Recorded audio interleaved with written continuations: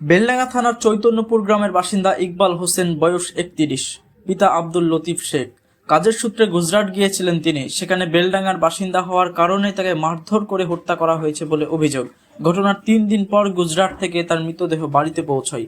ঘটনার খবর পেয়ে নওদা বিধানসভার বিধায়িকা শাহিনা মুমতাজ খান নিহত পরিবারের সঙ্গে দেখা করেন এবং সমবেদনা জানান। এই সময় তিনি পরিবারের হাতে আর্থিক সহায়তার পাশাপাশি পরিবারকে আইসিডিএস প্রকল্পের আওতায় প্রয়োজনীয় সহায়তা দেওয়ার আশ্বাস দেন। Bureau report, MH news Bangla. গ্রামবাসী আপনার কাছে অনেক আশা আকাঙ্ক্ষা করি আমরা, যাতে এর একটা প্রোডাকশন আর্থিক অবস্থা আমরা আপনার কাছে আশা প্রাপ্ত। সবাইকে ফোন করেছি রাখতে যাবো।